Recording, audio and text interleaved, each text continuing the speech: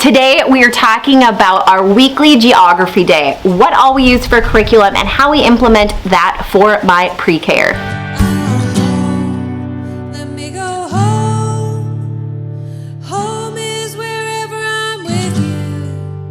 Hey guys, welcome back to the channel. I am so excited about today's video, but first I want to say if you have not subscribed, please be sure to do that, and also turn on the notifications bell so you don't miss any new videos.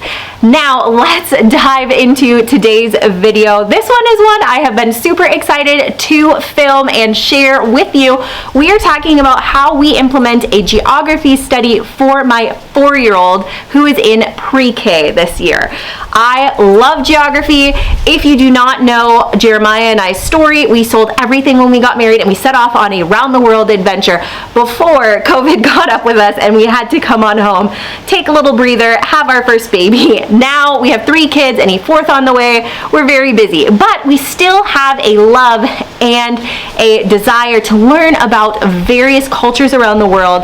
We'd love to get to more countries in the world, and we want to share that love of various cultures with our kids. So this is a very fun study for me in particular to do with Lola, to introduce her to the countries that I am so interested in. So let's talk about how we do our geography day. So we are utilizing Beautiful Feet books around the world with picture books. We're actually going through part 1 right now. This is designed for K to 4th grade, so we are a little bit below the age level that it's recommended for. Because my daughter is so young, we're not using every component of this, but we are tailoring it to our needs and what is best for my child and her learning style. To keep costs a little bit lower, what I did was I just purchased the teacher's manual, which was anywhere, I think it was like $30 to $35 or something like that. But we just stick with our teacher's manual, and then I actually purchased the core book that it recommends, which is this maps book.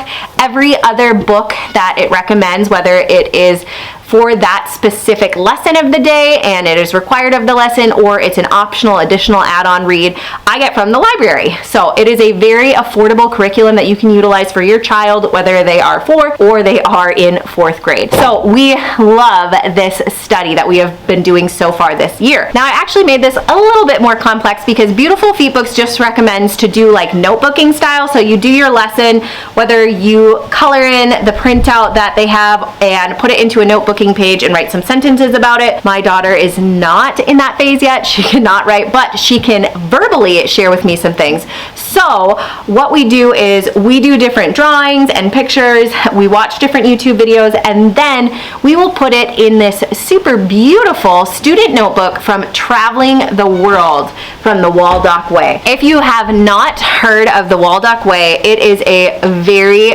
fun Instagram and YouTube follow. Be sure to follow her. She has a ton of incredible homeschooling resources. This is one of the things that we utilize from her. We mainly use this for her notebook. I love the way that she has it set up.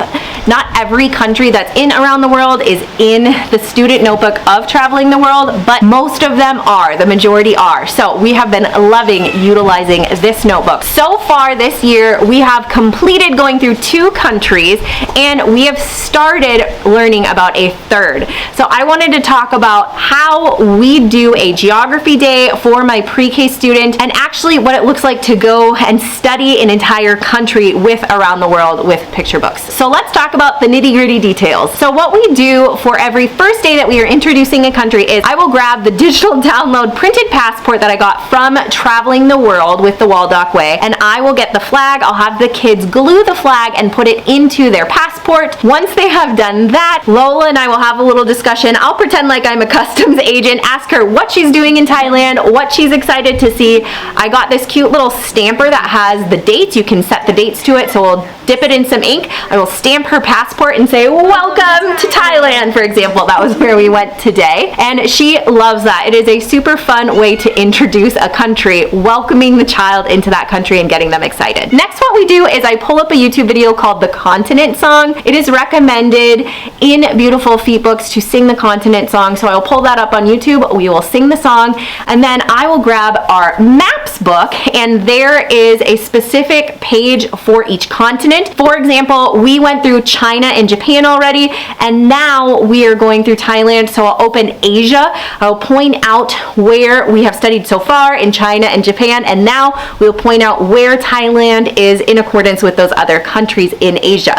And then we will open up to the Thailand page, and we will look at all the different icons, the different things that there are to look at in Thailand, the different animals, the different cities, the different monuments, things like that. It's a very fun book to look through with your child and have them point out the different things in there. After we have talked about all the fun things that are in the maps book, I will open up the coloring page, the main introduction page in the Traveling the World student notebook.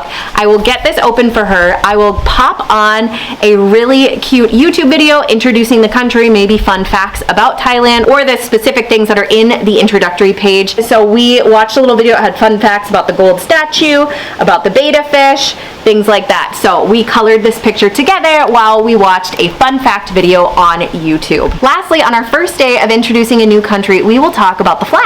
So this notebook has a cute little page with a picture of a flag. You can color the flag in right in the notebook, but the notebook is kind of like, if you can see the main coloring page, things bleed through.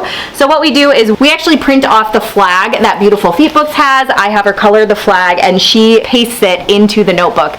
She loves cutting and pasting and things like that. She loves to glue things in, so this works really well for us. And that is a wrap on what we do for day one in our 1 day a week geography day of introducing a new country.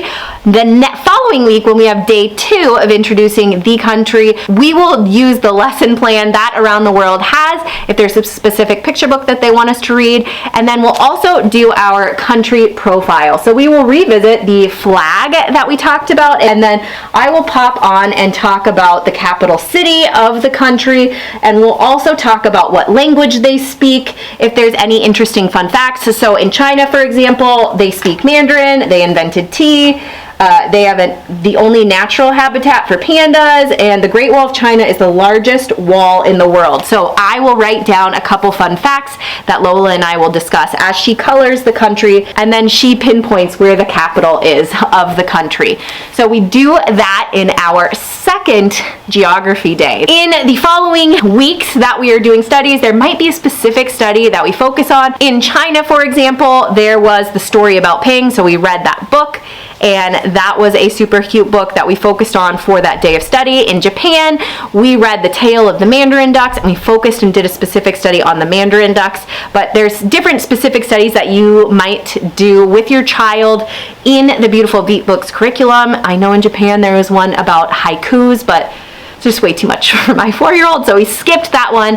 And then the next big study day that we do when we are researching a country is we do an animal profile studies. Again, this is where Around the World with Picture Books and the Waldock's Way Traveling the World kind of go in conjunction, because they all have this nature study almost at the end of each country unit. So we pick one animal to study. In particular, in China, it was the giant panda. So we watched a bunch of different videos on the giant pandas in Japan. We talked about their habitat, what they eat, if they have any predators, things like that. And we wrote those facts down in our student notebook. And that really is a wrap up on what you learn about with Traveling the World. But that's not it for Around the World with Picture Books. So the very last lesson that we do, again, separately on a different day, is cuisine. So you can do cuisine a couple of different ways. You can make the cuisine yourself. The book has different recommendations of meals that you can make with your child, which is super fun. Or you can do what we've done so far is, when we wrapped up China, we went to a Chinese restaurant and tried a bunch of different Chinese food. And then when we wrapped up Japan, we took the kids to a Japanese restaurant. It was super fun to watch Lola try sushi for the first time. She thought she liked it at the beginning because she was so excited, and we had been talking about it for so many weeks. And then when she tried it, she decided it wasn't for her, but she did like the ramen. So, you know, you win some, you lose some, but it was very fun to try those different kinds of foods. It will be fun to do some cooking in our own home when we wrap up some of these unit studies. It'll be super fun to implement that. But that is how we are doing our geography day with Beautiful Feet Books Around the World. We spread it out, like I said, anywhere between 4 4 to 6 weeks, we are covering a country. It is so fun to use this curriculum with my daughter and get her introduced to the new countries that she hasn't even heard of before. It's very fun for me. I'm learning a lot about the different countries as well. If you have any more questions about how we do a geography day or use this curriculum, please let me know in the comments below. I'd be so happy to answer those questions. Thank you again for watching, and we will see you next time. Have a great day.